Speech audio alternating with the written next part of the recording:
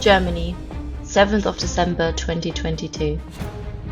News of a large-scale raid against Reichsbürger is spreading.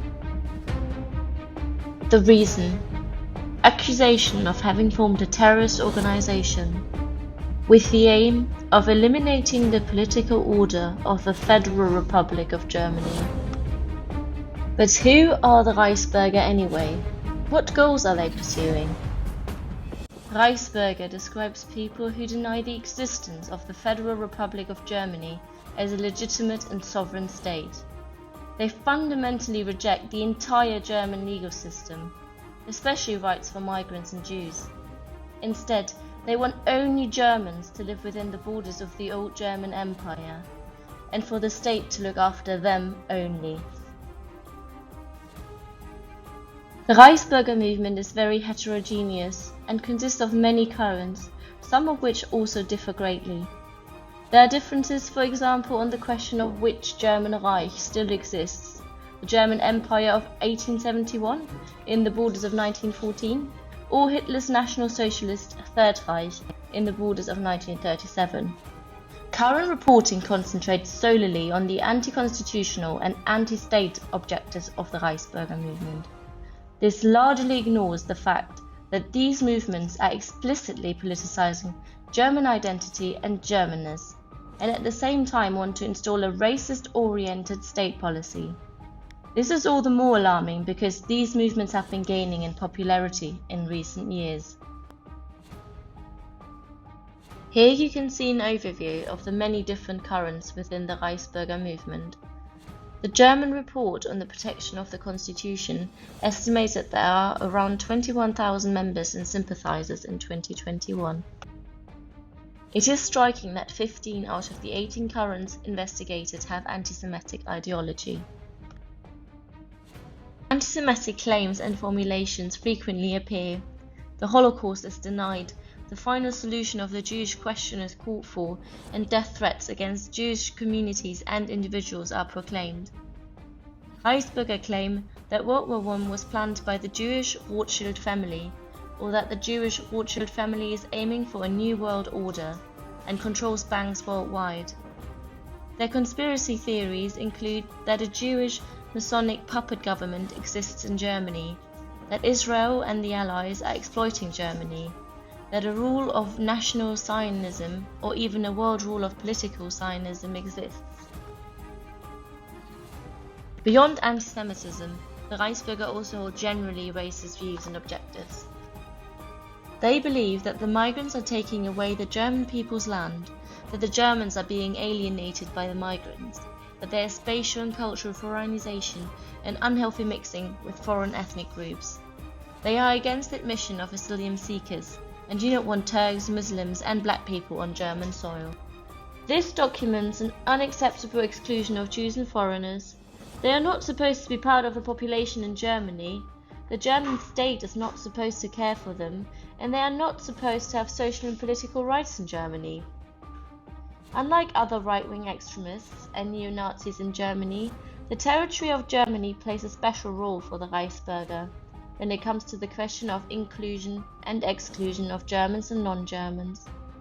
The Reichsbürger pursue a geopolitical expansion of Germany, which has consequences for the population living there today.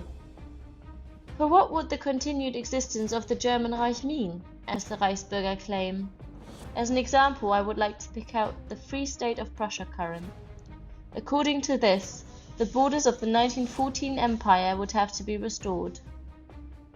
Compared to the Federal Republic of Germany today, this would be a significantly enlarged national territory. In the case of the former German territories that now belong to Poland, they argue that it is still a military seizure. Consequently, the Polish population living there must either take Prussian German citizenship and renounce Polish citizenship, and thus become a Reichsbürger. If they do not do so, they must leave the territory of the Free State of Prussia within a period of 12 months. The Reichsbürger represent an exemplary nationalist ideology. Nationalism politicizes identity, that is, race or ethnicity. The Reichsbürger is only the German by birth, or the not quite so extreme currents, the German citizen as a member of German identity. For the Reichsbürger, the state should only be there for this German population. So for one Reichsbürger current, only for the Germans on the territory of the German Empire, in the borders of 1914, and for the other current, for the Germans on the territory of the National Socialist Third Reich, in the borders of 1937. Nationalism generally means that the state assigns rights to people exclusively on the basis of identity. In the ideology of the Reichsbürger, only those who are German by birthright, all members of the German state, are supposed to be holders of social and political rights. For many years, the Reichsbürger currents were not taken seriously, and the number of sympathizers was underestimated. The COVID-19 pandemic, with the lockdowns and rules around masks and vaccinations, gave the Reichsbürger movement enormous sympathy and popularity.